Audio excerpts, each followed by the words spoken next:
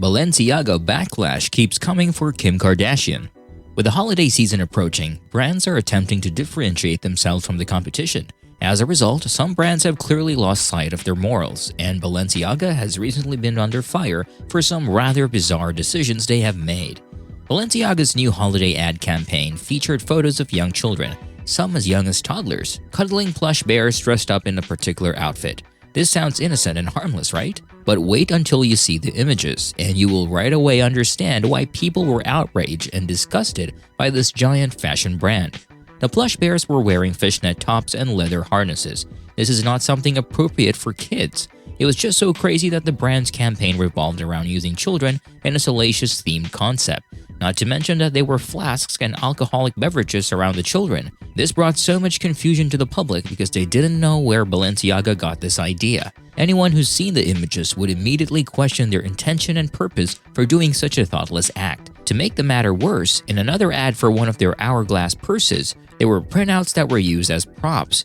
There were a bunch of papers underneath the purse, and it turned out that one of the pages was a copy of a 2008 Supreme Court ruling related to a certain case involving a child.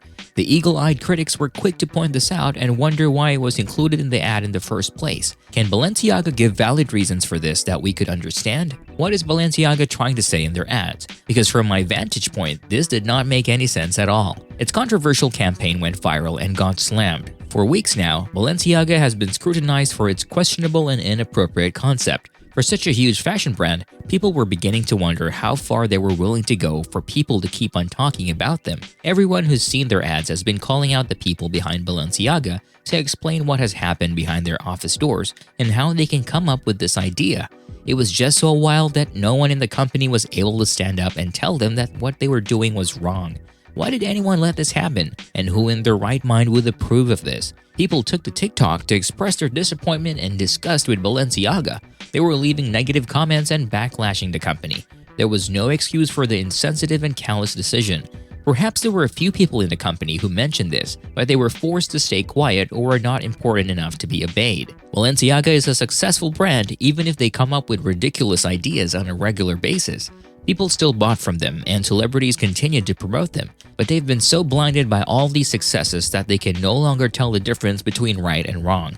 With their campaign, it's evident that what matters to them is the number of likes and engagements their photos will have on different social media platforms. True enough, people got so engaged and invested in the company, but for reasons they did not expect, Balenciaga was booed and banned. One of the most recognizable faces of the brand was Kim Kardashian. She's been working with the company for years now. Even her ex-husband Kanye West collaborated with the brand, but he was dropped a few months ago because of his anti-Semitic remarks. Because of Kim's relationship with the brand, people wanted to know her thoughts about the controversial campaign. The public was calling out Kim to criticize the brand and do her own digging on what was really happening. She is a mother herself, and surely she was offended by what the brand did. Kim has a huge following and is one of the biggest fashion icons in the industry. Whatever her input or thoughts are, Balenciaga would definitely give her time for a sit-down tell-all. But Kim has not issued any statements yet, so her fans have flooded her social media accounts with comments saying that this is now her time to speak about something that's worthy and relevant. Some fans even accused Kim of siding with the brand because of her silence. But many fans of Kim's understood her for not commenting right away. She may be associated with the brand in a way, but it was not her company. She could not just barge into the office and scold everyone for this messy campaign. Though they had a point, a majority of the people wanted Kim to put her foot down and denounce the brand. And this was what Bella Hadid did. The supermodel deleted photos related to Balenciaga from her Instagram account. Though she hasn't said anything about the issue, people wanted to know if she would continue working with the brand on future products. But some saw her stance as a way to protect herself from backlash. Bella posted photos from the campaign and quickly deleted them. Just a day after the images were released, Balenciaga issued an apology on Instagram. It read, "We apologize for displaying unsettling documents in our campaign.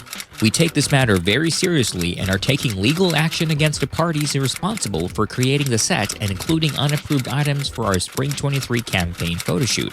We strongly condemn the abuse of children in any form. We stand for children's safety and well-being."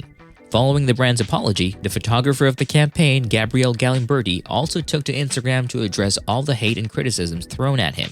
He emphasized that he was not responsible for the concept of the campaign. Following the hundreds of hate emails and messages I received as a result of the photos I took for the Balenciaga campaign, I feel compelled to make this statement. I'm not in a position to comment on Balenciaga's choices, but I must stress that I was not entitled in whatsoever manner to neither choose the products, the models, or the combination of the same. As a photographer, I was only and solely requested to lit the given scene and take the shots according to my signature style.